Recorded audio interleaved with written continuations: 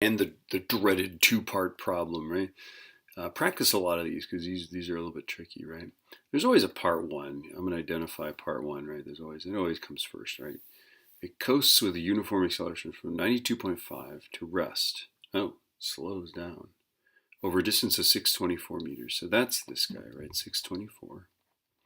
And it starts at 92.5. And apparently it coasts to rest. So that guy's 0, right? Now it doesn't ask anything about this, but what we'd have to do is we have to find the acceleration of this.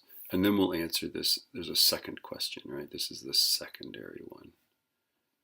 Okay, so let's find this acceleration. What we want to do is use no t, right? No t is this guy here, vf squared is vi squared plus 2ax. So let's see. So that's 0 squared equals 92.5 squared plus 2 times a times 624. Okay, 92.5 squared. Oh, that's a big old number there.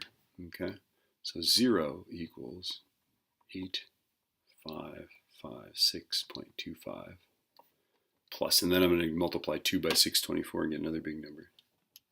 624 equals 1248. So A times 1248.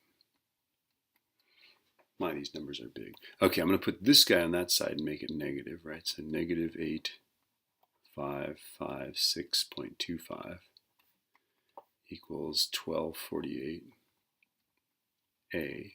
And now let's divide both sides by 1248.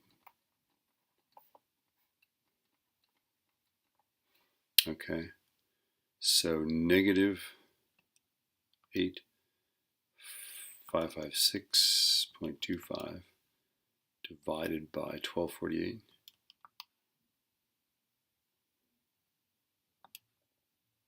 is negative 6.856. That's probably good enough, right? Okay, so that's negative. That's meters per second squared. Now, notice in the problem it never asks for that, right? But we're going to use that here, okay? Because it says, what was its velocity when it had covered only 200 meters of that distance? Okay, so the acceleration will be one of the things we know. So this is negative 6.856, right? That was my hint. Okay, and then let's see. What was its velocity when it only covered? So 200 meters is what we're trying to find, right? Okay, and then I think it's the first part of the whole thing, right? The airplane's coming along like this, right? In the beginning it's moving, in the end it's sitting still. And so we're looking at the first 200 meters of this, right? Which is like to here.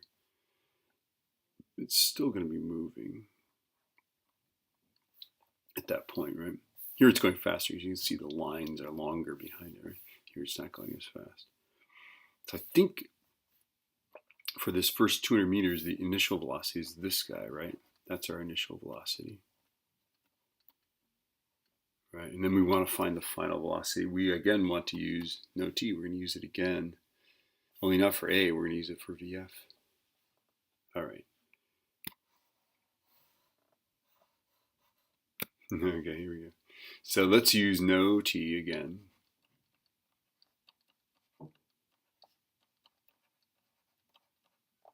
Okay. So let's see. Oh, we don't know VF. So we're going to, I guess I'm just going to square root. I'm going to go the absolute value of VF equals the square root of,